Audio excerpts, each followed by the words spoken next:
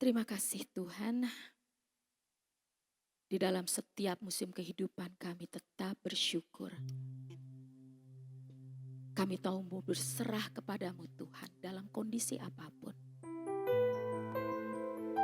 Ketika kami mendapatkan masalah, ketika kami mempunyai kekuatan maupun lemah pada dan pagi hari ini Tuhan, kami mau menyatakan kalau Tuhan Yesus tetap baik bagi saudara dan saya. Amin. Haleluya.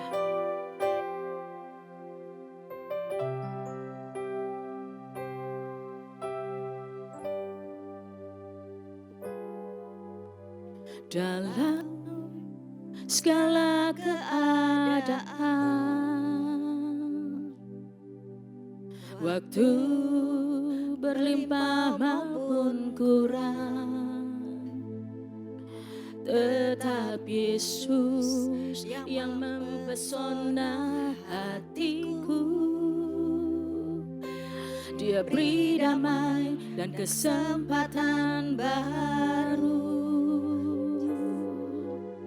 di setiap musim kehidupan.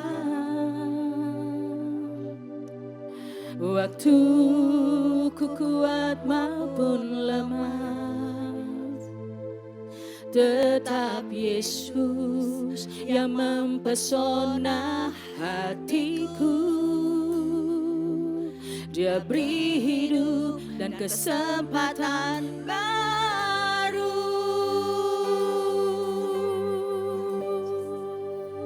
Sekali Yesus, selamanya Yesus. Harapanku takkan hilang, karena kasih-Nya sekarang ku ada.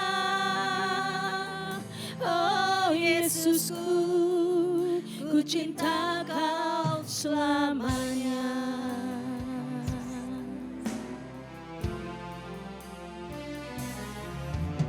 Dalam segala keadaan, amin.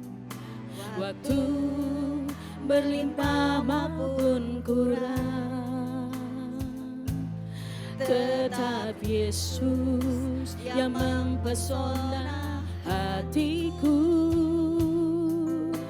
Dia beri damai dan kesempatan baru di setiap musim kehidupan. Waktu ku kuat maupun lemah, tetap Yesus yang mempesona hatiku. Dia beri hidup dan kesempatan baru. Sekali Yesus, selamanya Yesus. Harapanku takkan hilang, karena kasih-Nya sekarang ku ada. Oh Yesusku, ku cinta Kau selamanya. Sekali Yesus, selamanya Yesus. Yes Tuhan. Harapanku tak akan hilang, karena kasih-Nya sekarang ku ada. Oh Yesusku, ku cinta Kau selamanya. Oh haleluya. Kami tahu Tuhan, sekali Yesus tetap Yesus. Baik kami lemah maupun kuat, Engkau adalah Yesus. Karena Dia Allah kita. Dia Allah yang sungguh mulia. Haleluya.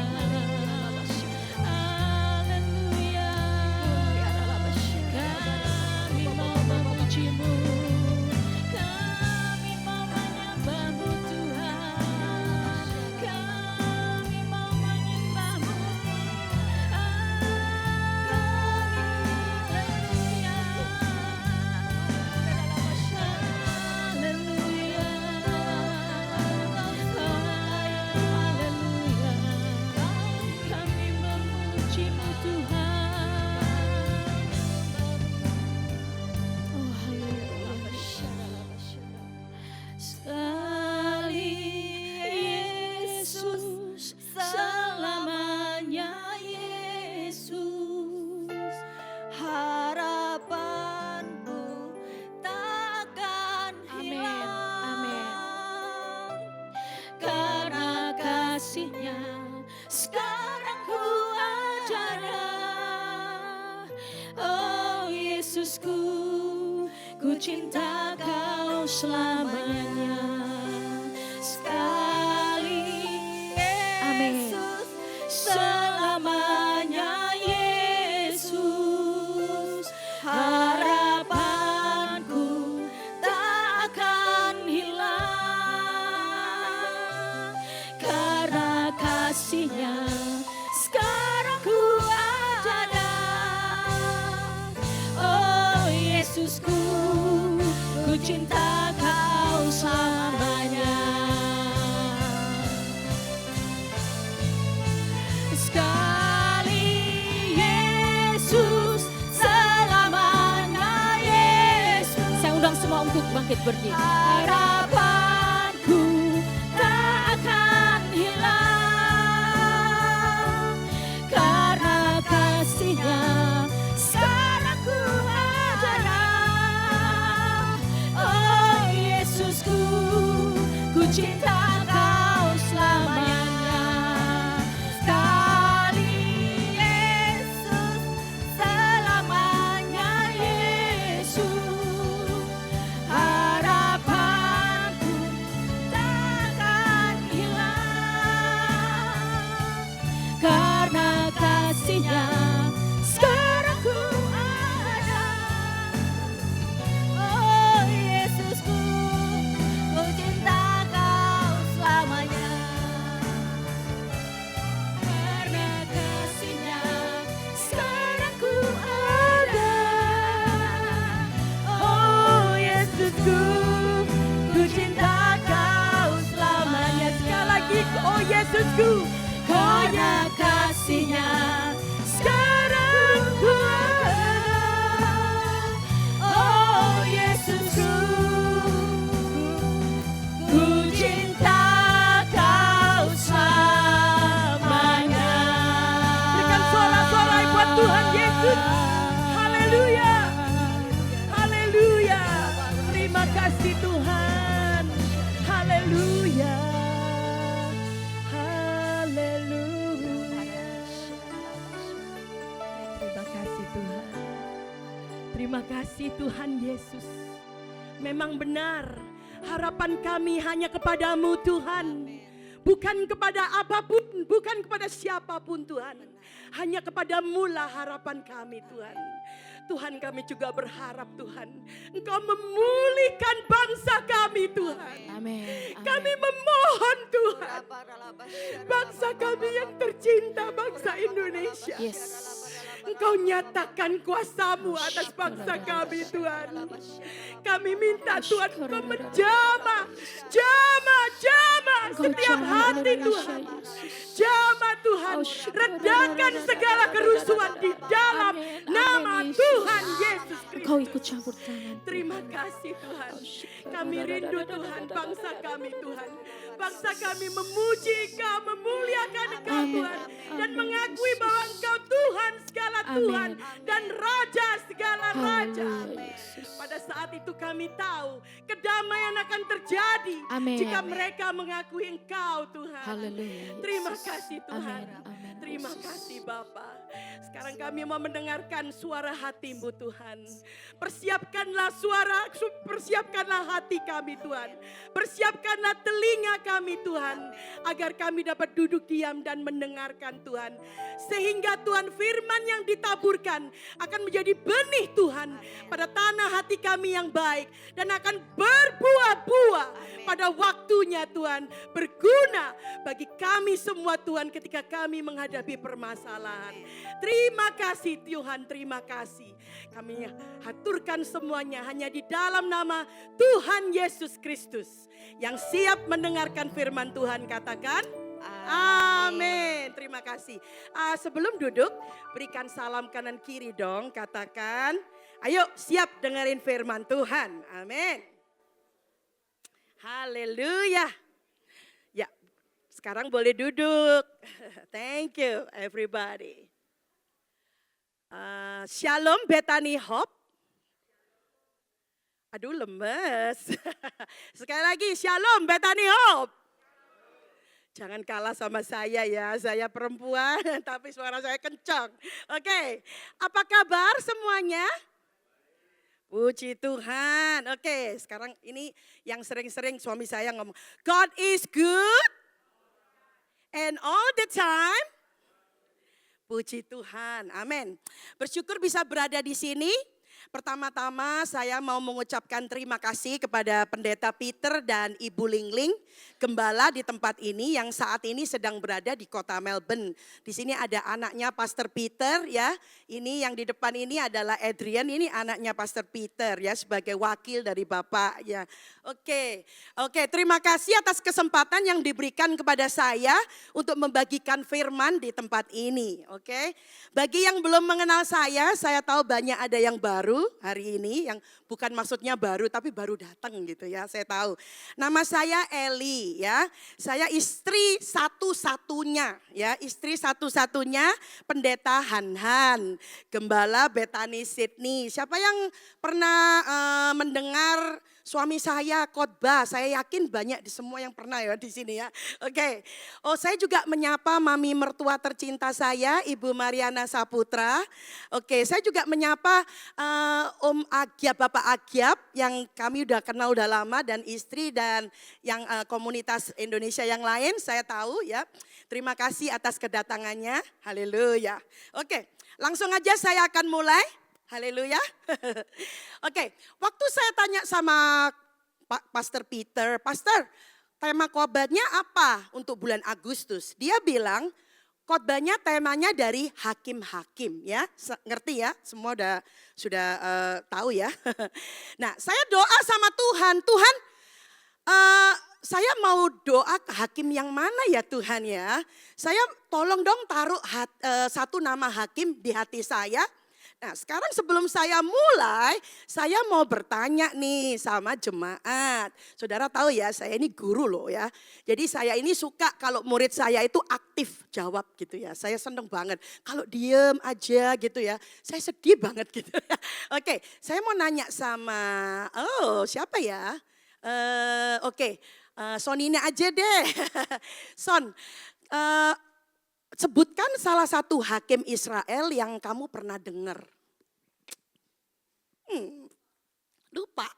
Last week, minggu lalu, Pastor Peter khotbah salah satu ini. Haleluya, terima kasih Ibu. Ya, itu Simpson. Ada lagi yang lain? Anyone? Hah? Wah, dahsyat, cuma satu yang tahu. Ya, puji Tuhan. Oke, ya bagus ya. Ya, itu betul. Tadi itu nama-nama hakim yang sering kita dengar ceritanya. Oke, ada Gideon. Ya, siapa yang pernah dengar Gideon? Pasti semua udah tahu. Ada Simpson. Nah, berapa bulan yang lalu saya berkhotbah tentang Simpson ya di sini. Dan Pastor Peter bilang khotbahnya minggu lalu juga tentang Simpson. Nah, Pendeta Ali, gembala Bethany Hope di Mandura juga khotbah tentang Simpson minggu sebelumnya. Terus saya berdoa sama Roh Kudus, hakim mana ya Roh Kudus yang jarang dikhotbahkan oleh para pendeta. Dan Roh Kudus mengingatkan saya akan seorang hakim yang pernah dikhotbahkan dan diceritakan kepada saya oleh suami saya. Jadi hari ini saya memberikan judul khotbah saya, Ehud. Siapa yang pernah mendengar nama Ehud? Angkat tangan. Maaf saya nggak bawa coklat hari ini saudara. Nggak ada yang angkat tangan. Oh, ibu ini udah pernah dengar Hakim Ehud. Wow, dahsyat nih ya, dahsyat. Ya, saya yakin kecuali ibu ini banyak di antara saudara berpikir, apa enggak salah ya? Mana ada hakim di Israel namanya Ehud?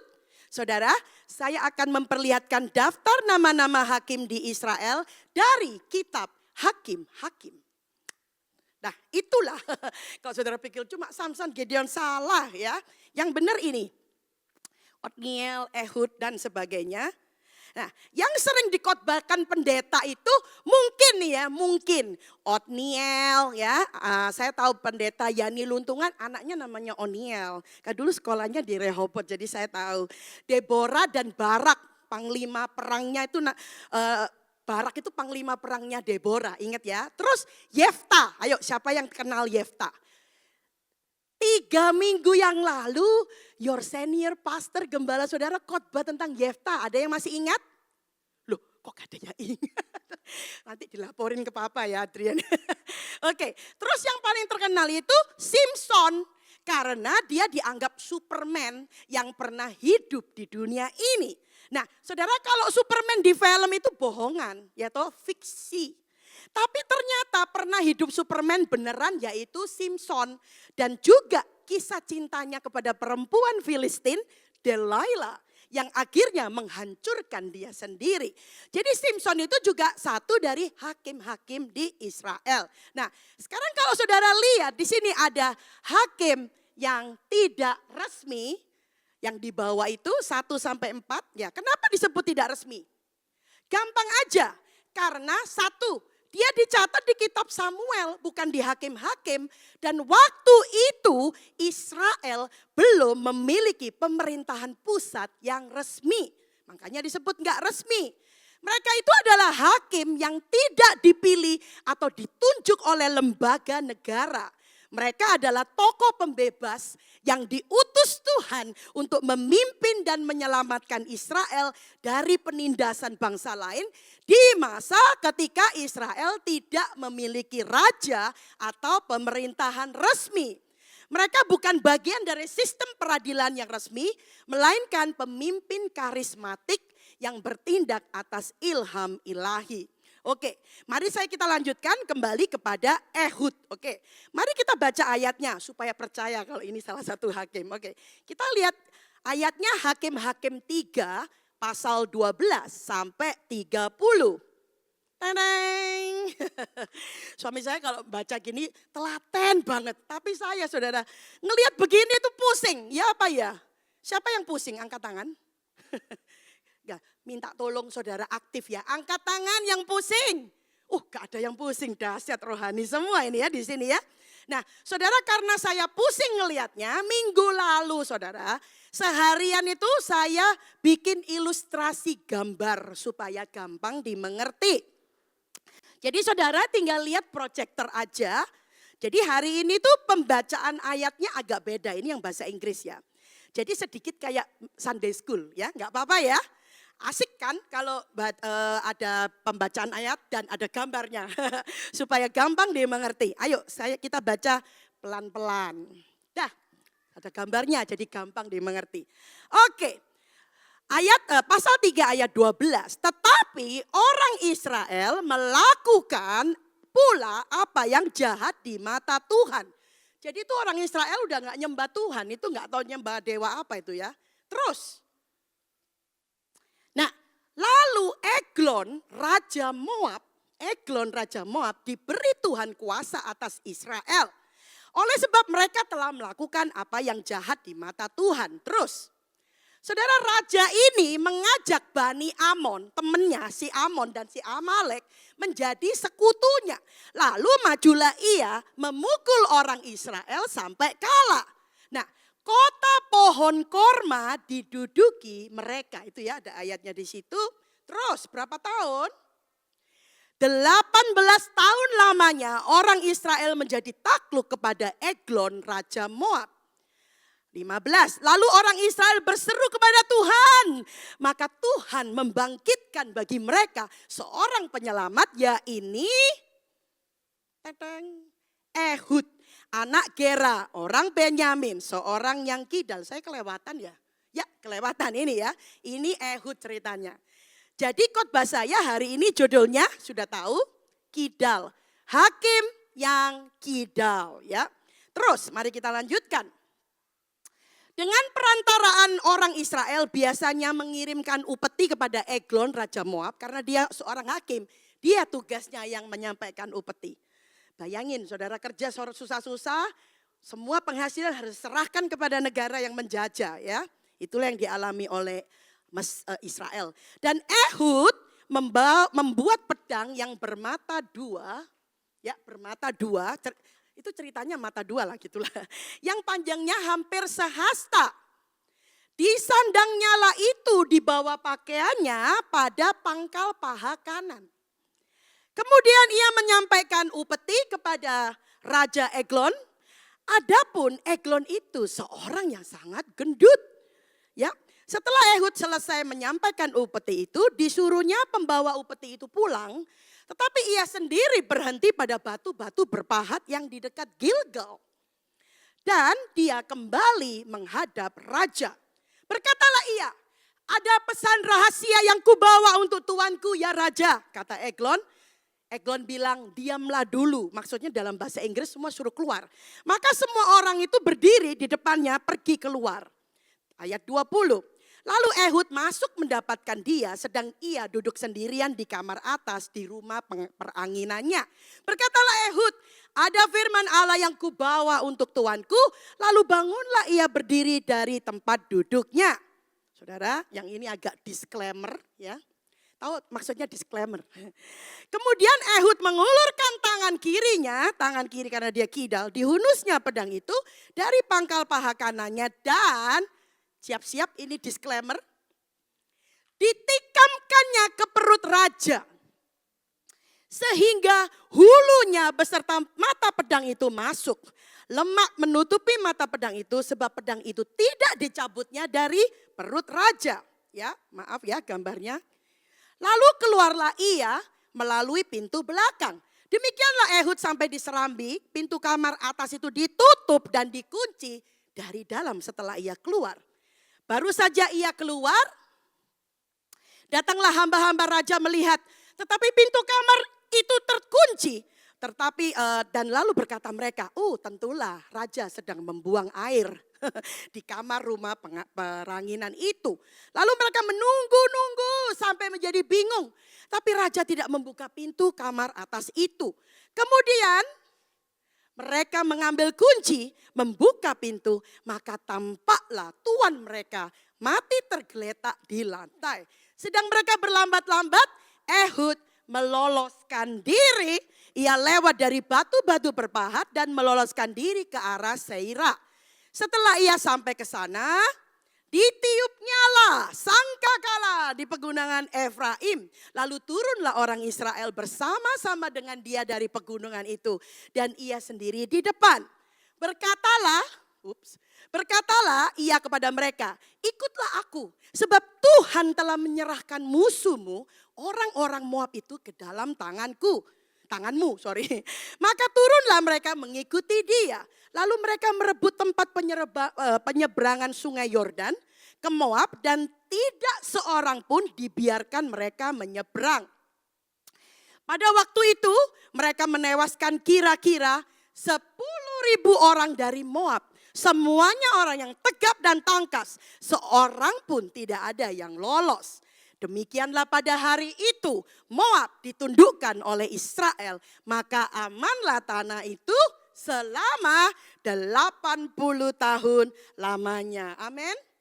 Sekarang sudah ngerti ya ceritanya, kan lebih jelas kalau begini ya.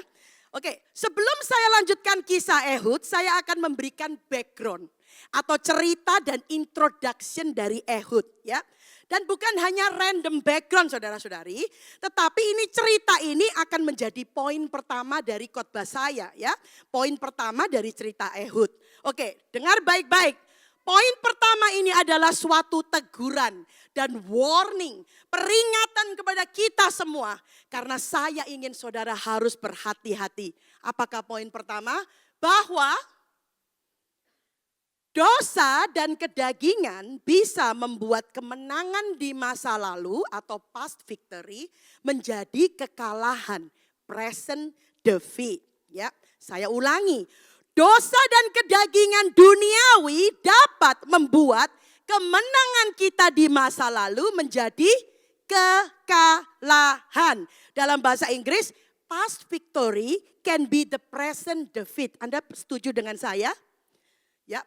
Artinya kemenangan, mujizat, tanda ajaib yang sudah pernah kita alami di masa lalu dapat menjadi kekalahan di masa sekarang karena dosa yang kita lakukan kalau kita tidak hati-hati. Amin. Kalau kita tidak mempertahankan dengan kekudusan, dengan kejujuran, dengan kebenaran dan dengan Roh Kudus dan dengan kerohanian kita, kalau kita tidak berhati-hati, itu semua yang di masa lalu yang kita udah menang bisa menjadi kekalahan atau present defeat. Kenapa saya berkata demikian?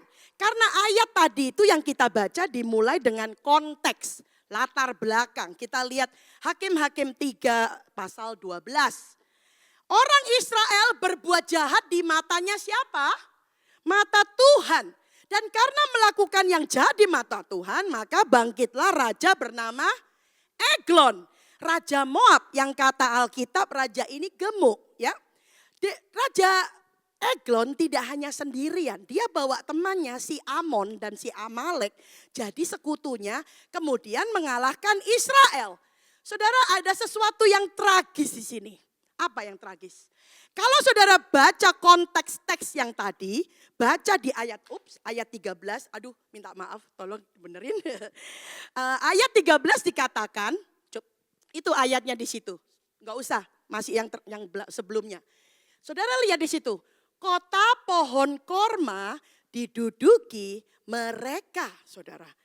Nah, kota pohon korma ini diduduki oleh mereka, enggak tanggung-tanggung berapa tahun? 18 tahun lamanya, terima kasih. Nah sekarang saya mau nanya nih ya, ayo harus aktif. Apakah yang disebut kota pohon korma di Israel? Siapa yang bisa? Ayo, apakah kota pohon korma itu? Ibu kira-kira tahu nggak? Apakah yang disebut kota pohon korma? Siapa yang pernah ke Israel angkat tangan? Ayo. Uncle, you've been to Israel before. What is the city of palms? In English is city of palms. Huh? Hallelujah. Who said Jericho? Uncle? Wow, well done. Tepuk tangan dong, hebat. Waduh, suami saya khotbah juga gak ada yang tahu loh. Ini pertama kali yang tahu ya. Jadi Jericho itu dikenal sebagai kota pohon korma. Bahasa Inggrisnya City of Palms atau pohon palem yang menghasilkan buah korma. Atau bahasa Inggrisnya korma itu apa? Dates ya, dates. Mari kita lihat ayatnya di Ulangan 34 ayat 3. Ups, balik. Oke. Ulangan, where is it? Ini kembali atau maju? Oh sorry, saya pencet ke belakang. I'm sorry. Oke, so Ulangan 34 ayat 3. Tanah Negeb dan lembah Yordan, lembah Yeriko, kota pohon korma. Ya itulah buktinya kalau Yeriko itu disebut kota pohon korma. Karena kormanya yang terbaik saudara. Jadi setiap kali kita travel, saya udah berapa kali ya ke Israel? Ke-14 kali, nanti Desember ini mau lagi kedatang situ ya. Nah, tiap kali kita travel ke Israel, Holy Land, selalu tour leader di bus itu selalu ngomong, jangan beli korma di Mesir. Jangan beli korma di Jordan, jangan beli korma di Israel kayak Bethlehem, Yerusalem, Nazaret. Belilah di kota Yeriko karena kurmanya terbaik. Maka Yeriko disebut kota pohon korma. Nah, kembali kepada ketragisan tadi. Ini tuh tragis. Kenapa tragis? Ayo, kenapa? Bukankah kota pohon korma Yeriko itu adalah kota pertama loh. Yang pertama ditundukkan oleh Israel. Saudara ingat ya ceritanya, tanah perjanjian yang dijanjikan Tuhan, yang berlimpah susu dan madunya, kita sudah dengar firman itu berulang-ulang saudara. Yang dimaksud itu yang pertama kali ditundukkan itu ya Yeriko saudara.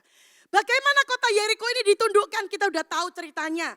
Bagaimana Yosua memimpin Israel menundukkan kota Yeriko. Bagaimana tabut perjanjian berjalan di depan mereka. Bagaimana sungai Yordan yang meluap itu terbelah sehingga 2,5 juta bangsa Israel berjalan di atas tanah yang kering. Dan kemudian ada lagi cerita lain, singa-singa belukar mereka semua kalahkan. Ya sudah pernah dengar ya. Dan mereka sampai ke tanah perjanjian. Bagaimana Tuhan memimpin mereka mengitari tembok Yeriko. Saudara ingat kalau pendeta banyak yang khotbah, tembok Yeriko itu double, saudara. Tahu double? Bukan satu lapis kayak Great Wall of China. Saudara pernah ke Great Wall of China? Semua cuma nunduk-nunduk, ya saya tahu saudara pasti pernah ke sana. Tembok Cina yang besar itu cuma satu temboknya. Tetapi tembok Yeriko itu tembok yang double. Secara manusia tidak mungkin ditundukkan. Tetapi ketika mereka mengelilingnya sampai hari ke-7, tembok itu akhirnya rubuh. Dan akhirnya Israel menduduki kota Yeriko atau kota pohon korma. Bukankah itu mujizat yang luar biasa? Ternyata saudara, sekalipun Tuhan sudah memberikan kemenangan di masa yang lampau, sekalipun Tuhan sudah pernah membuat mujizat yang ajaib di masa yang lampau, kalau mereka itu berubah setia, mereka tidak lagi menyembah Tuhan, mereka terpengaruh dengan dunia, jatuh ke dalam dosa dan kedagingan, ternyata kemenangan yang Tuhan berikan dulu itu bisa menjadi kekalahan yang sekarang. Mengerti? Inilah yang dialami bangsa Israel pada zaman hakim-hakim. Sepanjang 400 tahun Israel dipimpin oleh hakim-hakim, setiap kali kalau ada pemimpinnya, mereka menyembah Tuhan. Tapi kalau pemimpin mereka mati, mereka berubah setia, mulai mundur lagi dari Tuhan. Tapi kalau pemimpinnya ada lagi, mereka balik lagi menyembah Tuhan. Karena dikatakan pada zaman itu, semua orang berbuat semua yang benar menurut siapa? Menurut pandangannya sendiri. Ayatnya ada di Hakim-Hakim 17:6 dan 21-25.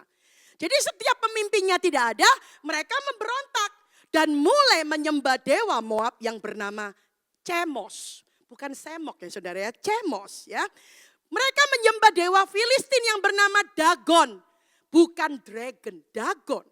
Dewi Amon yang bernama Molok dan sebagainya dan sebagainya. Saudara ingat, past victory bisa menjadi present defeat. Saya tahu banyak dari kita yang sudah pernah diselamatkan dan disembuhkan Tuhan. Angkat tangan yang saudara pernah mengalami pertolongan Tuhan. Loh kok cuma 20%. Angkat tangan kalau saudara pernah mengalami pertolongan Tuhan. Saya yakin semuanya udah pernah, amin. Ya, dulu misalnya kita pernah kena kecanduan ya. Terus Tuhan sembuhkan kecanduan kita. Saudara dengar firman, pertahankanlah. Karena kalau tidak, itu bisa menjadi kekalahan di zaman sekarang. Mengerti? Pertahankanlah, jangan sampai kita kalah saudara. Dulu pernah menang dalam hal keuangan. Dulu pernah menang dalam hal keluarga. Dulu pernah menang dalam hal persoalan pekerjaan. Tetapi kalau saudara tidak mempertahankan, ingat saudara-saudara, kemenangan yang dulu itu bisa menjadi kekalahan di saat ini. Nah saudara, kenapa bangsa Israel itu bisa kalah? Ayo, kenapa? Itu karena dia terpengaruh dengan keadaan dan lingkungan sekitarnya. Itu sebabnya saya mengingatkan hati-hati dengan dosa dan kedagingan. Karena kita ini sekarang tinggal di sekeliling mereka saudara. Kalau kita kembali pada konteks Hakim-Hakim pasal pertama. Ya pasal pertama. Yaitu mundur 2 pasal dari pasal 3. Yaitu pembukaannya kitab Hakim-Hakim. Kita akan melihat konteksnya. Bagaimana Israel yang sudah ditolong Tuhan bisa berubah dan melakukan apa yang jahat di mata Tuhan. Mari kita baca ayatnya, Hakim-Hakim pasal 1 ayat 21. Tetapi orang Yebus penduduk kota Yerusalem tidak dihalau oleh Bani Benyamin. Jadi orang Yebus itu masih diam bersama dengan Bani Benyamin di Yerusalem sampai sekarang. Ayat 27. Suku Manasye tidak menghalau penduduk Betsean, Tanah, Dor, Yibleam, Megido. Orang Kanaan itu berkeras untuk tetap diam di negeri itu. Ayat 28, menjadi orang Rodi dan tidak menghalau mereka sama sekali. Saudara, ketika mereka masuk kota Yeriko, setelah menang meruntuhkan tembok, mereka berperang lagi selama 56 tahun dan mengalahkan banyak bangsa. Ternyata bangsa-bangsa yang dikalahkan tidak dihalau sama sekali. Karena Israel merasa dia kuat. Tuhan mengurapi mereka untuk menghalau, tapi mereka tidak menghalau. Mereka akhirnya kompromi. Mereka pikir, ngapain kita halau? Kita jadikan aja mereka budak, pegawai kita, cheap labor. Jadi orang rodi. Kan enak punya pembantu, ya kan? Kan enak punya pelayan. Kita hidup dilayani, cheap labor, why not, ya kan? Makanya masih banyak yang dibiarkan hidup di sana bersama mereka. Saudara, kalau kita lanjutkan baca ayatnya, ayat ke-29. Suku Efraim pun tidak menghalau orang Kanaan. Ayat 30, suku Zebulon tidak menghalau penduduk Kitron dan Nahalol. Ayat 31, suku Asyir tidak menghalau penduduk Ako, Sidon, Ahlab, Asib, Helba, Afek. Dan lanjut 33, suku Naftali tidak menghalau penduduk Bet-Semes dan Ben-Anat dan seterusnya dan seterusnya. Jadi ini loh backgroundnya, konteksnya itu ini saudara-saudara.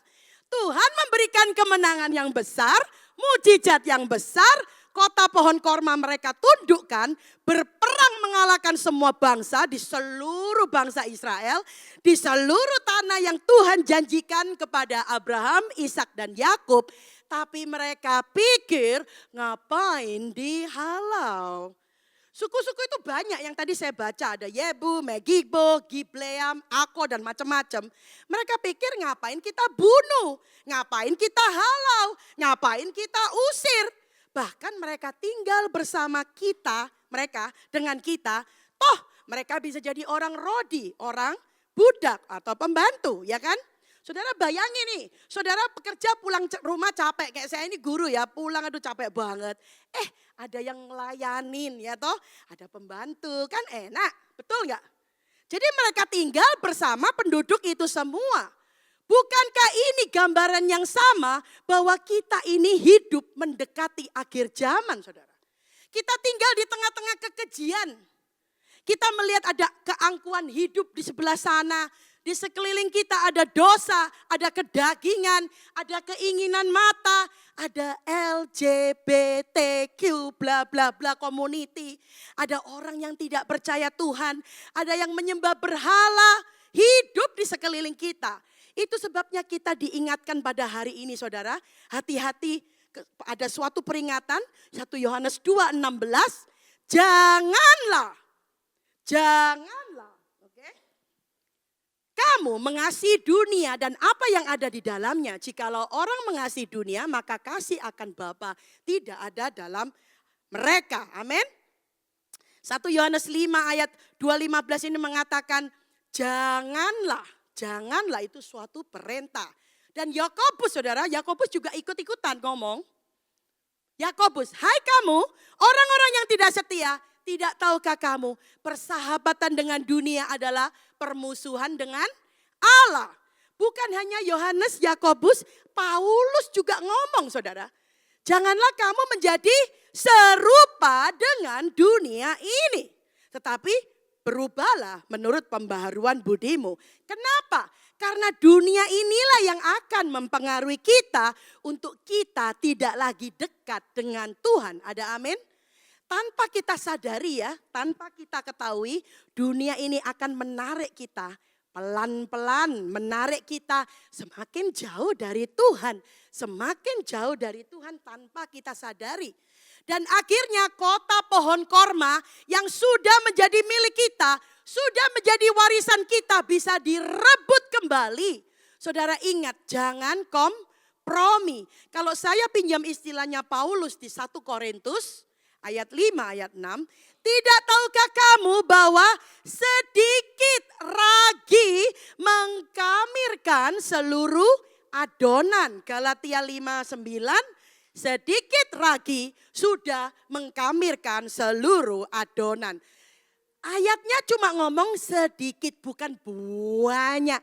Cuma sedikit ya. Dan kalau saya pinjam istilahnya Salomo berkata, Kidung Agung 2:15, rubah-rubah yang kecil bisa merusakkan kebun anggur yang besar yang berbunga. Saudara pernah ke winery ya? Pertanian anggur yang besar yang sudah berbunga itu siap berbuah. Tetapi bisa rusak karena rubah yang kecil. Rubah itu bahasa lainnya serigala.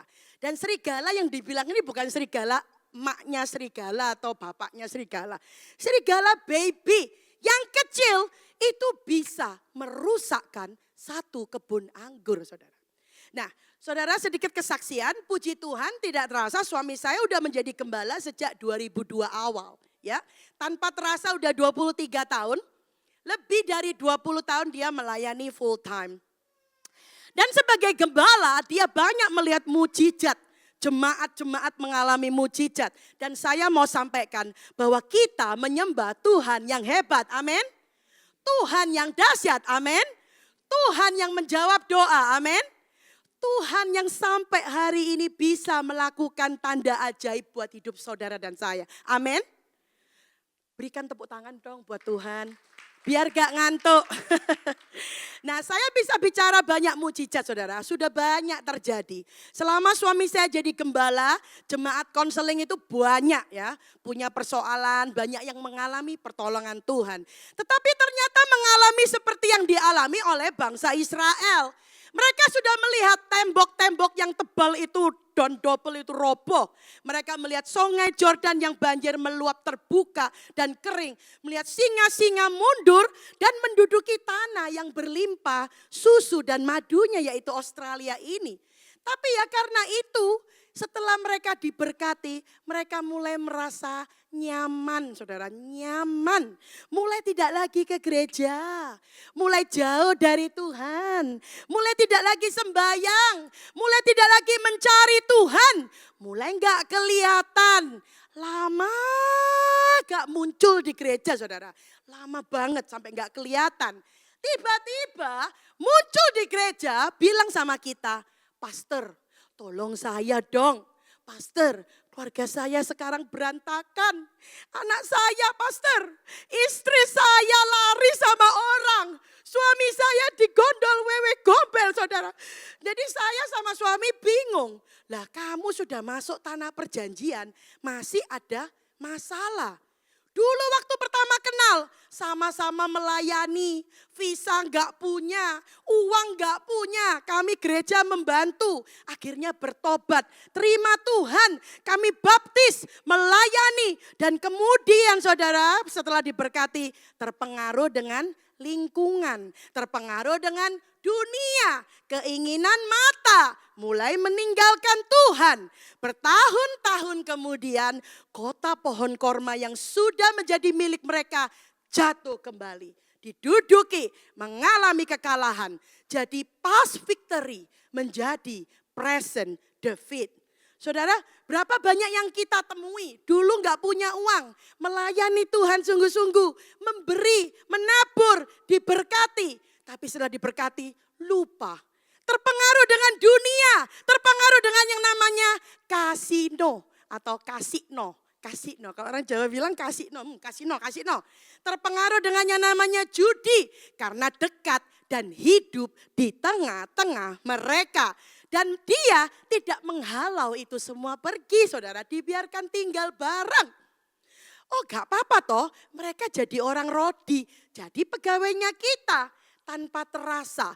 Akar dari segala kejahatan adalah cinta akan uang, dan oleh mengejar uanglah mereka mulai terjatuh, menyimpang dari iman, dan mulai terjatuhlah mereka dan akhirnya berantakan, bangkrut dan lain sebagainya. Berapa banyak dulu rumah tangganya dipulihkan, rasanya gak mungkin temboknya begitu besar, double lagi, ada jalan buntu, tetapi Tuhan membuat mujizat. Setelah dipulihkan masih main, karena ada banyak godaan di sekelilingnya. Tadi pagi saya dengerin Pastor Gilbert Korba di Bethany Sydney, dia bilang kirain setan itu kayaknya serem gitu. Enggak. Setan tuh sekarang cantik lipstikan saudara. Oke, jadi godaan itu begitu banyak saudara. Bukankah ini sekarang era yang terbuka? Mulai internetnya dipakai yang gak benar, oke? Mulai bermain-main dengan wanita pria lain. Sehingga mulai terjatuh. Akhirnya berantakan lagi. Itu sebabnya ada satu warning kepada saudara hari ini. Dan saya minta hari ini saudara harus hati-hati. Jangan sampai kota pohon korma itu direbut oleh musuh kembali. Jangan sampai kota Yeriko itu diambil kembali oleh musuh-musuh. Oleh sebab itu peringatannya kita bisa lihat dalam Yakobus 1 ayat 27. Ini menjadi konklusi dari poin pertama. Ibadah yang murni yang tidak bercacat di hadapan Allah Bapa kita ialah, what is number one? Nomor 1, mengunjungi yatim piatu dan janda-janda dalam kesusahan mereka. What is number 2? Apa nomor 2? Menjaga supaya dirinya sendiri tidak dicemarkan oleh dunia. Saudara, Rasul Paulus bilang ibadah yang murni dan tak bercacat di hadapan Tuhan. Berapa banyak yang mau punya ibadah yang murni dan tidak bercacat? Angkat tangan, ayo saya mau lihat. Kalau enggak saya suruh berdiri loh ya. Ayo, berapa mau yang mau punya ibadah yang murni dan tidak bercacat? Jawabannya adalah diri kita ini loh. Jangan sampai dicemarkan oleh dunia. Makanya ayo jangan patah semangat, tetap menyala-nyala, amin. Dalam Tuhan dan jangan kompromi dengan dunia. Amin. Ayo taruh tangan saudara di dada. Ucapkan bersama saya. Ibadah yang murni dan yang tak bercacat di hadapan Allah Bapa kita ialah menjaga supaya diri kita tidak dicemarkan oleh dunia. Yang setuju berikan tepuk tangan buat Tuhan. Haleluya. Amin. Nah, sorry itu tadi masih introduction. Sekarang itu poin pertama, amin. Sekarang kita masuk poin yang kedua. Ini yang paling penting, tadi itu masih kurang penting, ini lebih penting. Ayo buka hati saudara, lebih konsen lagi. Ini adalah inti daripada khotbah tentang Ehud yang saya mau tekankan. Nomor 2, bersama Tuhan kelemahanmu adalah kekuatanmu. Sekali lagi, ayo kita katakan bersama-sama. Bersama Tuhan, kelemahanmu adalah kekuatanmu. Sekarang saya minta semua bangkit berdiri. Ayo bangkit berdiri. Bersama-sama mengatakan dengan keras. Terus tangan kanan taruh di dada. Soalnya di dada ini tempatnya Roh Kudus ya. Oke, 1, 2, 3. Bersama Tuhan, kelemahanku adalah kekuatanku. Sekali lagi, bersama Tuhan, kelemahanku adalah kekuatanku. Yang percaya berikan tepuk tangan buat Tuhan. Haleluya, silakan duduk. Saudara, mengapa saya berkata ini kepada saudara? Karena ketika kita baca, ya kita baca ini, ya. Kita baca kembali 3:15. Tuhan membangkitkan seorang penyelamat di ayat 15 ini. Dijelaskan dengan jelas deskripsi tentang penyelamat mereka. Namanya siapa? Namanya Ehud. Siapa dia? Nama bapaknya siapa? Gera. Nah, dia itu disebutkan orang Benyamin, dari suku Benyamin. Dan dia dikatakan seorang yang kidal. Saudara, apa artinya kidal? Kidal itu ternyata cuma bisa pakai tangan kiri, saudara. Jadi tangan kiri itu disebut kidal bahasa Indonesianya ya. Bahasa Inggrisnya left handed. Saya tidak bermaksud menyinggung saudara yang kidal, saudara. Tolong jangan salah paham. Malah saya akan memuji orang yang kidal, oke? Nah, dikatakan dia kidal, terus dia membuat pedangnya sendiri, panjangnya pedang bermata 2, panjangnya hampir sehasta. Di sandangnya pedang itu di bawah pangkal pahanya. Dan jelas dikatakan pada ayat berikutnya, kemudian Ehud mengulurkan tangan kirinya, dihunuskannya pedang itu dari pangkal pahanya dan ditikamkan kepada perut raja. Jadi ini jelas ya, jelas kalau Ehud itu kidal karena dia ngambil pedang dengan tangan kiri. Nah, dia tidak menggunakan tangan kanan. Saudara, supaya gak serem saya pindah aja nih ya. Oke. Jadi dia itu orang yang kidal. Nah saya ini saudara, suami saya itu semua memegang, kita bukan kidal, kita tangan kanan. Nah mengapa saya mengatakan bahwa kelemahanmu justru adalah kekuatanmu di dalam Tuhan? Karena ternyata Ehud itu kidal, itulah kelemahan Ehud. Dia tidak bisa menggunakan tangan kanan dan dia hanya bisa menggunakan tangan kiri. Sebagai orang kidal yang tidak bisa menggunakan tangan kanan dulu atau mungkin bahkan sampai sekarang di Indo saudara. Apa yang terjadi kalau saudara kidal? Masih ingat gak masa kecil? Di Indo itu dianggap agak aneh. Sebelumnya minta maaf lagi ya. Saya itu ingat, saya dididik oleh keluarga saya bahwa kita harus menggunakan tangan kanan. Karena tangan kiri itu tangan tidak sopan katanya. Kalau sekarang di OSI memang tidak ada lagi stigma yang mengatakan tersebut. Malah dianggap orang kidal itu pinter ya saudara ya. Nah tetapi ingat di Indo enggak? Dulu mama saya selalu bilang, maaf ya saudara, tangan kiri digunakan untuk apa? Kalau ke toilet tangan kiri buat apa? Buat cebok saudara ya. Jadi dulu kan enggak ada tisu ya. Jadi kalau mama bilang kalau kamu nerima barang harus pakai tangan kanan, makan harus pakai tangan kanan. Saya sampai ingat dulu anak yang gak bisa pakai tangan kanan dan kidal dipaksa menggunakan tangan kanan. Karena dianggap gak sopan, ya kan? Ya apa ya? Suami saya juga sudah tanya kepada jemaat beberapa yang kidal ya. Mereka juga membenarkan, dulu waktu di Indo mereka itu dianggap aneh. Karena kidal dianggap lemah. Bahkan ada yang bilang sering dibully saudara. Dikerjain sama yang pakai tangan kanan. Dianggap suatu kecacatan. Gara-gara semua pakai tangan kiri. Bukankah ini yang dialami Ehud saudara? Apalagi yang dialami Ehud. Dikatakan dia seorang suku Benyamin saudara. Suku Benyamin. Saudara saya mengajak saudara kembali belajar Alkitab ya. Jangan sampai yang tahu cuma satu ibu ya. Semua tahu bahwa Benyamin itu anaknya siapa? Ayo. Benyamin anaknya siapa? Ibu? Pinter banget anaknya Yakub. Ibu yang khotbah. Yakub. Benyamin itu anaknya Yakub. Jadi Yakub itu nama lainnya Israel. Nah berapa istri Yakub? Sebenarnya 4. Tapi yang saya mau tekankan ini 2, Lea dan Rahel. Ingat gak? Ya. Nah, waktu Benyamin lahir dari istri yang mana? Ayo. Dari Rahel saudara. Ya karena Rahel punya 2 anak. Satu Yusuf yang dijual budak Mesir oleh kakaknya. Dan Benyamin yang lahir waktu Yusuf di Mesir. Nah Benyamin ini saudara waktu lahir dikatakan sukar saudara. Alkitab berkata pada Kejadian 35 ayat 16. Sesudah itu berangkatlah mereka dari Betel ketika mereka tidak seberapa jauh dari Efata, bersalinlah Rahel. Dan bersalinnya sangat sukar. Sedang ia sangat sukar bersalin, berkatalah bidan, janganlah takut. Sekali ini pun laki-laki yang kau dapat. Dan ketika Rahel hendak menghembuskan nafas karena saking sakitnya itu, sakit melahirkan sebab ia mati kemudian, diberikannya lah nama Ben-oni kepada anak itu. Tetapi ayahnya Yakub datang menamai dia Benyamin.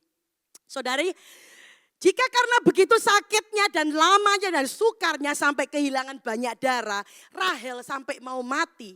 Dan Rahel saking menderitanya memberikan nama anak ini Ben-oni. Kita semua tahu dalam bahasa Inggris, she named him Ben-oni yang artinya the son of my sorrow. Atau anak laki-laki dari kepedihanku, anak laki-laki dari kesukaranku, anak laki-laki dari penderitaanku. Itu artinya Ben-oni, tetapi datanglah ayahnya Yakub. Israel bilang no. Namanya bukan Ben-oni, tetapi namanya adalah Benyamin. Dalam bahasa aslinya arti Benyamin adalah the son of my right hand.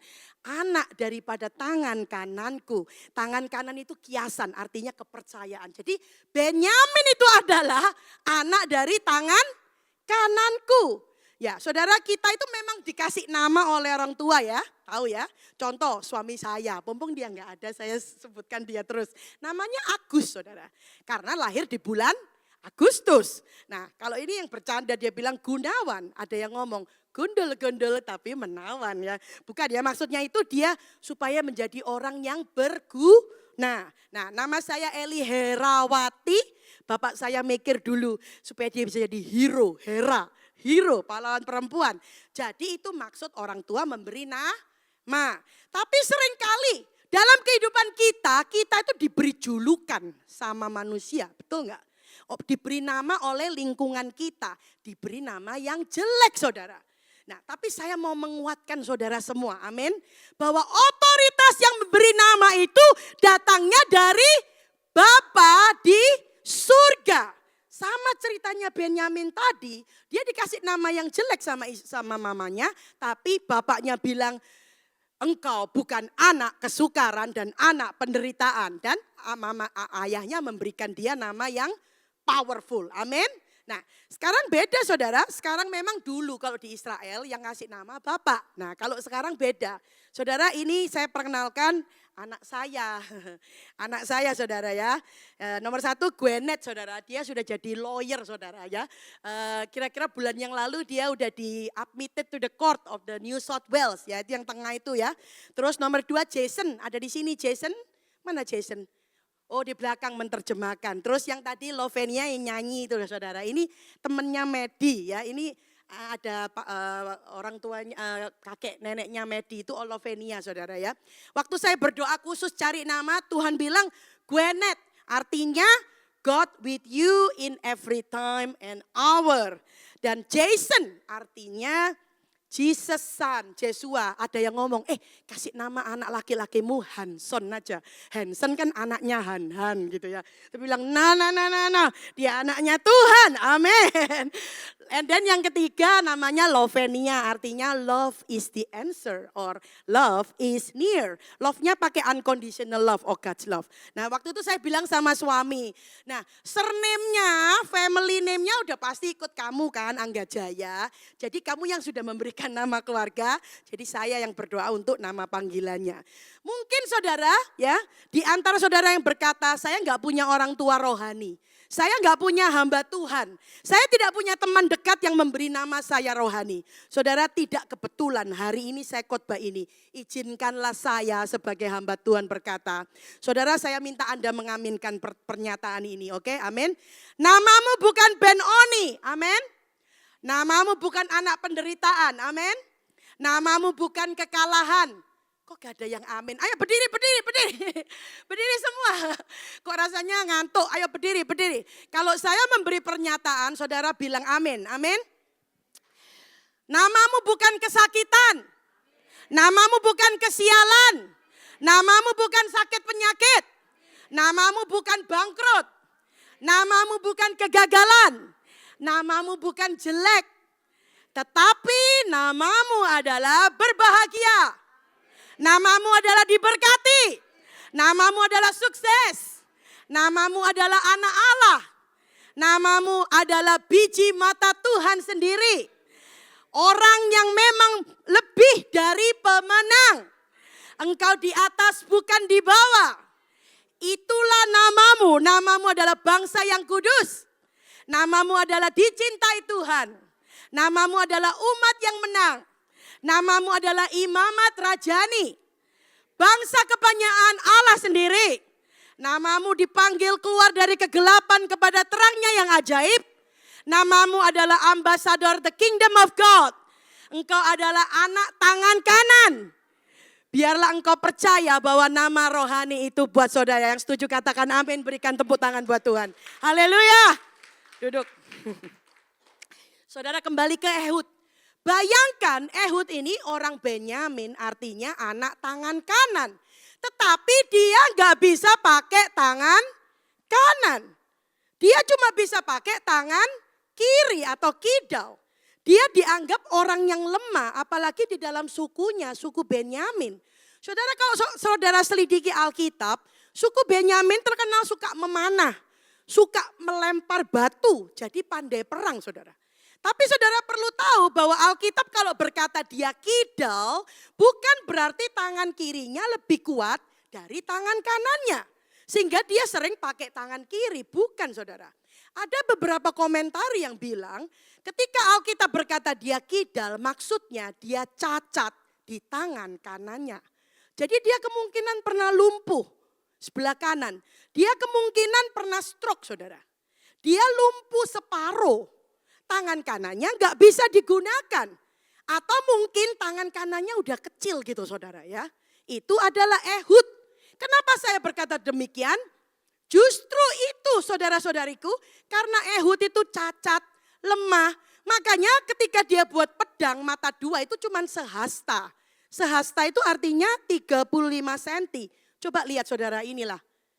Pedangnya cuma kecil saudara, cuma segenggaman tangan.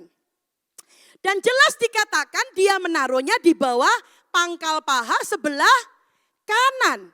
Makanya ketika dia ingin bertemu dengan raja, mungkin dia nggak diperiksa. Ini hanya mungkin aja. Saudara bisa bayangkan ya, jika seorang pemimpin bangsa yang dijajah ingin bertemu dengan raja penguasa atau raja penjajah, pasti akan digeledah dulu kan. Pasti di search. Kalau kita di airport, kita lewat security, terus bunyi pip pip pip pip kan, kita pasti digeledah, dipegang-pegang, betul nggak? Apalagi ini Ehud ini hakimnya Israel, bangsa jajahan Moab.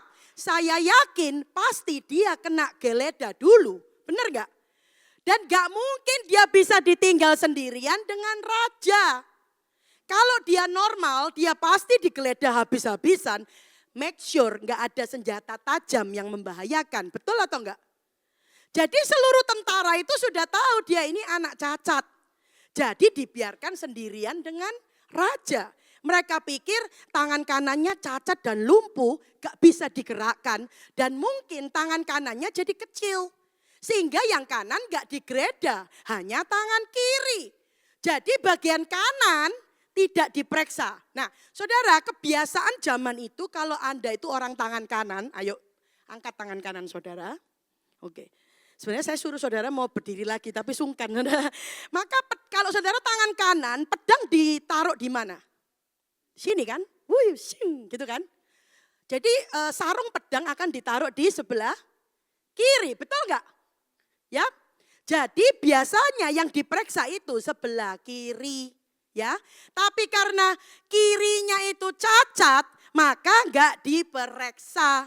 Padahal kalau orang kiri secara logis tempat pedang ditaruh sebelah kanan kan. Jadi waktu saya masuk saya percaya Ehud itu digeledah. Tapi yang digeledah itu sebelah ini aja. Yang sini gak digeledah karena secara rata-rata yang diperiksa itu cuma sebelah kiri. Ngerti gak maksud saya? Is it make sense? Bahasa Inggrisnya does that make sense? Jadi karena biasanya yang sebelah kiri, jadi Ehud gak ketahuan kalau di sebelah kanan disembunyikan pedang. Karena kalau ketahuan bawa pedang, pasti Ehud itu dibunuh duluan sebelum ketemu raja. Dan tidak mungkin dibiarkan sendirian dengan raja. Jadi justru karena dia cacat, gara-gara dia lemah saudara, justru dia bisa ketemu raja. Dia berkata bahwa aku punya firman Tuhan untuk engkau. Kemudian raja bangkit berdiri, Ehud mencabut dari kanan, ditusuknya ke perut raja, masuk ke dalam saudara. Ya, ditinggalkannya pisau di dalam perut dan ditutupi dengan lemaknya. Dan Ehud keluar aja gitu, ngunci pintunya lagi dari dalam saudara. Kemudian dia tinggal lari. Pegawainya bilang kenapa raja gak keluar-keluar. Mereka anggap mungkin raja lagi buang air gitu loh. Karena siapa yang menyangka orang cacat bisa membunuh raja. Justru mereka gak nyangka bahwa kecacatannya, kelemahan Ehud itulah yang menjadi kekuatan dia. Amin. Justru itulah membuat dia dipakai. Justru itulah membuat dia diurapi. Justru itulah yang menjadi kehebatannya. Justru itulah dia bisa mengalahkan raja yang jahat dengan kelemahannya. Maka itu saya mau berkata dengan jemaat Bethany Hope saat ini. Saudara pikir apa sih kelemahan saudara? Saudara, dengan kelemahan saudara Tuhan bisa menggunakan engkau. Ada amin? Justru kelemahan itulah yang Tuhan akan pakai menjadi sesuatu yang dahsyat dan ajaib. Oke? Nah, saudara supaya cepat ya, kita lihat ini Hudson Taylor. Hudson Taylor ini siapa yang tahu? Dia ini bapak pengabaran Injil, misionari di negara Cina, saudara. Banyak yang tanya, kenapa kamu yang dipilih? Kok bukan orang lain yang bisa bahasa Cina? Dia bilang, Tuhan pilih saya justru karena saya ini lemah. Saya gak bisa bahasa Chinese, saya kurang, saya gak bisa apa-apa. Saya bodoh, saya gak ngerti. Jadi saudara, kelemahannya yang bisa dipakai Tuhan, amin. Kalau saya bisa menyaksikan tentang suami saya lagi, maaf ya, my husband, oke. Suami saya dan saya bukan dari keluarga yang rohani. Suami saya keluarganya sama dengan keluarga saya. Dulu penyembah berhala ya. Di rumah almarhum mertua saya dulu ada kelenteng. Saudara tahu kelenteng enggak? Kelenteng itu shrine, kayak yang lihat film itu loh, Mulan. Itu ada shrine kecil gitu ya. Nah suami saya juga pelat. Saudara tahu what is the meaning of pelat? Pelat bahasa Perancis. Pelat itu apa artinya? Artinya dia tuh gak bisa ngomong R, itu gak bisa. Roll the tongue tuh gak bisa. R, jadi dia ngomong R itu gitu saudara ya. Jadi dia kalau ngomongnya cepat itu menutupi kepelatannya dia saudara. Waktu pertama dia khotbah di sekolah waktu SMP masih menyala-nyala dalam Tuhan saudara. Waktu dia selesai pertama kali khotbah ada temennya datang sama dia. Han, kamu itu kekurangan vitamin R. Tanya. Tadi saya hitung Han, pelatmu itu ada 57 kali. Bayangkan saudara ada teman yang khusus dengerin dia khotbah itu cuma menghitung jumlah berapa kali dia pelat. Waktu bilang huruf R saudara. Jadi mereka godain dia, ngerjain dia. Sampai suami saya suatu saat dia patah semangat. Dia sudahlah gak khotbah-khotbahan gitu loh. Malu gitu loh. Dan dia minta Tuhan sembuhkan kepelatan saya. Karena ada yang bilang kalau kamu ngomong itu gak jelas karena kamu pelat. Tapi ya tetap sampai sekarang masih pelat saudara ya. Tapi justru dia dipakai oleh Tuhan. Saudara perhatikan orang yang berbahasa Inggris asli, native speaker. Mereka juga gak bisa mengatakan huruf R dengan jelas seperti kita, benar gak? Coba suruh orang Aussie bilang R gitu ya. Pasti jadinya R gitu kan, bukan R kayak kita. Saudara saya sering ditertawakan murid loh saudara. Murid orang bule-bule itu yang kecil-kecil itu agak nakal gitu ya. Kalau saya bilang, what are you doing gitu ya. Langsung satu kelas itu tertawa semua dengan R saya saudara. Kembali ke suami saya. Bahkan seperti saudara tahu suami saya dipakai Tuhan untuk menerjemahkan pendeta besar seperti almarhum Bapak Betani, Bapak Alex Tanusa Putra. Dan yang ini saudara pasti tahu, dia menerjemahkan siapa ini? Benny Hinn ya, tahun 2012 saudara. Dia menerjemahkan Pastor Reinhard Bonnke. Nah, Pastor Alex almarhum orang Indo pertama yang khotbah di Indoor Stadium Singapura. Terus suami saya bilang, I am number 2. Kenapa dia number 2 yang khotbah di sana? Karena dia jadi interpreternya saudara. Jadi dia kan sama dengan dia khotbah di situ. Suami saya menerjemahkan Pastor Alex di Australia, di Amerika, kemana-mana. Nah dia juga bingung, dia ini pelat tapi ya kok bisa khotbah bahasa Inggris saudara. Tahun 2021 dia di Youth Conference di Nepal, berjumlah itu yang datang itu 2.000 orang. Dan Tuhan berkata, justru karena kepelatanmu lah Tuhan bisa pakai katanya. Saudara hari ini saya challenge kepada saudara di Bethany Hope. Saudara tanya, apa sih kelemahan saudara? Kalau saudara bilang, Pak saya ini lemah Pak, saya enggak punya gelar Pak. Dengar hari ini, kelemahanmu akan menjadi kekuatanmu dalam nama Tuhan Yesus. Yang percaya katakan amin. Mungkin saudara bilang saya ini pendek, saya ini ketinggian gitu ya. Saya jelek, hidung saya pesek dan sebagainya. Percayalah justru kelemahan itu bersama Tuhan akan menjadi kekuatanmu. Amin, berikan tepuk tangan buat Tuhan. Saudara sama seperti Ehud. Dia kemungkinan lahir sudah lumpuh separuh, mungkin ya. Sampai hidupnya sering dibully, tangan kanannya lumpuh. Justru karena kelemahannya dia bisa dipakai Tuhan membunuh Raja Eglon. Karena kecacatannya Tuhan pakai luar biasa. Dan kalau saudara tanya saya, ini sebenarnya hakim yang paling top dan hebat. Kenapa? Kita lihat saudara. Saudara tahu Joshua dan Kaleb meninggal dipanggil Tuhan, kemudian yang melanjutkan siapa? Otniel, mantunya Kaleb. Dia cuman membuat Israel aman selama 40 tahun aja loh. Gideon yang paling terkenal yang saudara tahu Superman itu cuma 40 tahun membuat aman. Tola itu 23 tahun. Yair Dan Simpson itu 20 tahun. Elon, bukan Elon Musk ya, Elon. Itu 10 tahun. Terus Abdon berapa? 8. Yefta yang dikotbahkan sama Pastor Peter itu Yefta. Cuma 6 tahun. Ehud berapa? 80 tahun. Saudara, orang yang cacat bisa membawa kedamaian di Israel selama 80 tahun. Apa sih kelemahan saudara? Jangan pakai excuse saudara. Jangan merasa kecil hati. Ingat kisah ini. Tuhan bisa memakai kelemahanmu menjadi kekuatanmu. Amin. Berikan kemuliaan lagi dong buat Tuhan. Nah, saudara pasti ingatnya satu teman saya yang terakhir ini ya. Satu teman saya, siapa ini? Pendeta Nick Fujisik, ini temannya suami saya. Suami saya sudah bawa dia ke kota Surabaya sampai 3 kali, saudara, 3 kali. Dia dilahirkan tidak punya tangan dan kaki. Adik laki-laki dan adik perempuan normal lahirnya. Ayahnya seorang hamba Tuhan, ibunya seorang perawat. Tidak ada satupun yang tahu kenapa dia lahir begitu saudara. Bahkan waktu kecil dia mau bunuh diri, dibully dan lain sebagainya. Tetapi dia bertemu dengan Tuhan. Justru bertemu dengan Tuhan, Tuhan pakai kecacatannya itu menjadi kekuatannya. Waktu suami saya khotbah di Indo, begitu banyak orang mau datang mendengarkan dia saudara. Banyak orang ingin merangkul dia, kepingin foto sama dia. Padahal khotbahnya juga sederhana. Bersukacitalah senantiasa. Taruhlah pengharapanmu kepada Tuhan. Masa depan itu ada. Semua juga bisa khotbah begitu. Saya juga bisa saudara. Tetapi khotbah yang sama kalau saya yang nyampaikan dengan dia.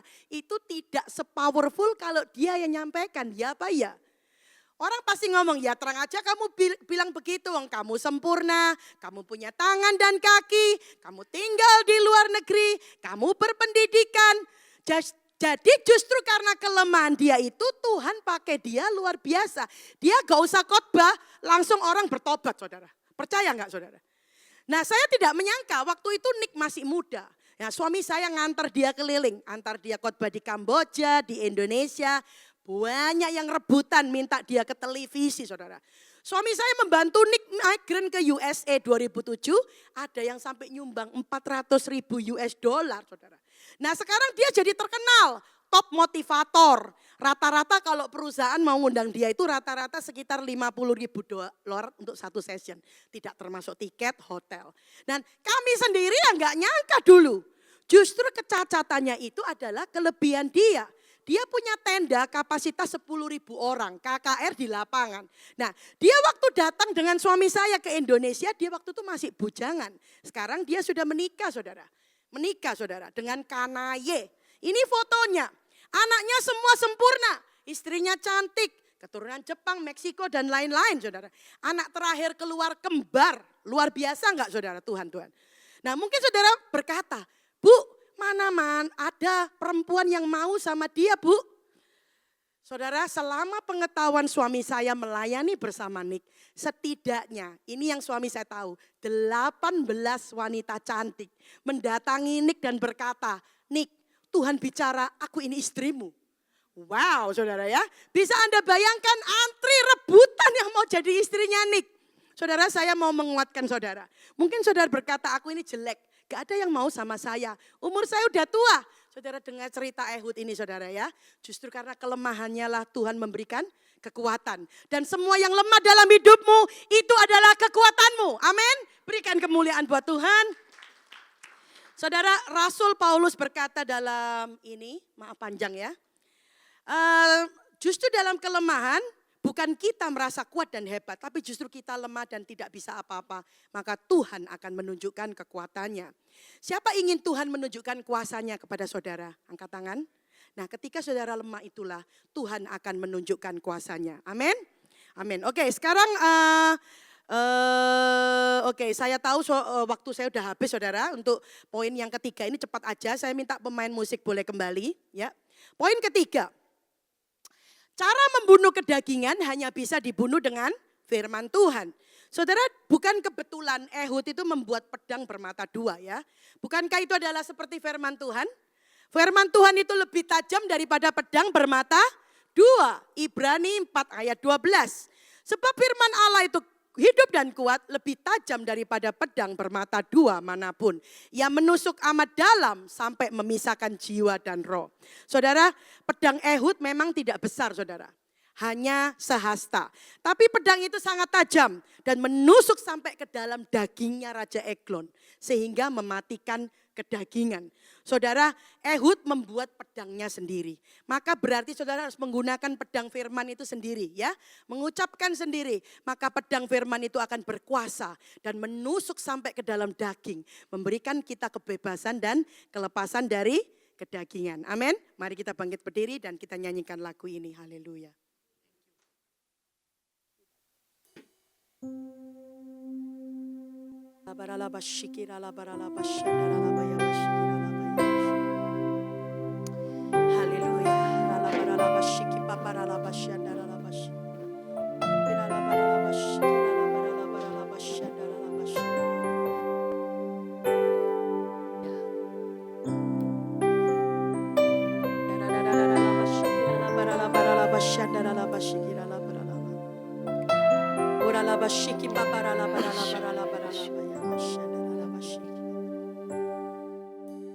Dalam segala keadaan,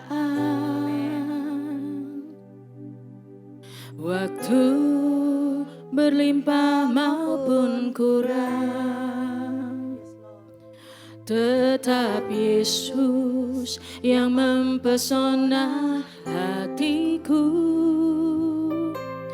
Dia beri damai dan kesempatan baru. Di setiap musim kehidupan, waktu ku kuat maupun lemah, tetap Yesus yang mempesona hatiku. Dia beri hidup dan kesempatan baru.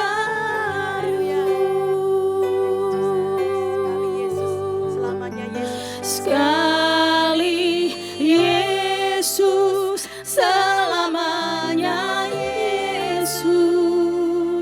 Harapanku takkan hilang, karena kasih-Nya sekarang ku ada. Oh Yesusku, ku cinta Kau selamanya. Sekali Yesus, selamanya Yesus. Harapanku tak akan hilang, karena kasih-Nya sekarang ku ada. Oh Yesusku, ku cinta Kau selamanya. Tuhan, di dalam nama Tuhan Yesus, Tuhan kami ingat Tuhan akan negara kami Indonesia yang tercinta, yang sedang dalam situasi politik yang tidak baik. Bapak kami berdoa Tuhan, kami berlutut, Engkau segera meredakan situasi ini di dalam nama Tuhan Yesus Kristus. Berikanlah hikmat dan rasa takut akan Tuhan kepada pemerintahan dan juga kepada rakyat Tuhan. Sehingga mereka dapat bersatu kembali dan tidak terpecahkan Tuhan. Biarlah tidak ada lagi ketidakadilan, namun yang ada hanya kesejahteraan, kerukunan dan kasih. Kami usir segala roh-roh yang tidak benar, roh-roh yang anarkis yang tidak ditanam oleh Engkau Tuhan di dalam nama Tuhan Yesus. Berikanlah hikmat kepada Presiden Prabowo dan wakilnya dan seluruh jajaran dalam pemerintahan untuk segera menyelesaikan masalah ini dan menemukan jalan keluar yang terbaik. Biarlah negara kami kembali aman dan menjadi negara yang dapat mencerminkan kasih-Mu. Berikan perlindungan kepada keluarga kami yang di sana, saudara-saudara kami yang di Indonesia. Darah Yesus melindungi mereka dari ujung kepala sampai ujung kaki mereka, sehingga mereka terhindar dari hal-hal yang jahat. Biarlah negara Indonesia menjadi negara yang dikenal dengan negara yang bebas dari segala kejahatan dan menjadi negara yang tentram tentram dan aman, baik secara nasional dan internasional di dalam nama Tuhan Yesus Kristus. Kami juga berdoa buat Bapak Gembala kami, Pendeta Peter dan Ibu Lingling yang sedang berada di kota Melbourne. Berkat dan perlindungan dan darah Yesus atas mereka dimanapun mereka berada. Sehingga membuat perjalanan mereka berhasil dan mereka mendapat damai sejahtera dan sukacita. Terutama kesembuhan buat orang tua mereka yang di sana. Saudara, kami panjatkan segala doa-doa kami ini di dalam namamu Tuhan Yesus Kristus. Sekarang jemaat House of Blessing yang kami kasihi, angkat kedua tanganmu, arahkan wajahmu ke atas. Di akhir ibadah ini kami mengangkat tangan kami, menengadahkan wajah kami ke surga. Tanda kami percaya bahwa berkat dan perlindungan datang dari Tuhan. Segala berkat yang sempurna dan berlimpah-limpah yang datang dari Allah Bapa di surga. Kasih agape dari Tuhan Yesus Kristus dan persekutuan yang manis, sweet koinonia dengan Allah Roh Kudus di dalam nama Tuhan Yesus Kristus memulihkanmu, menyembuhkanmu, menyertaimu dan memberkatimu mulai dari hari ini sampai Tuhan Yesus datang kedua kalinya dan kita menyambut Dia di awan-awan sampai selama-lamanya. Yang percaya katakan amin. Haleluya.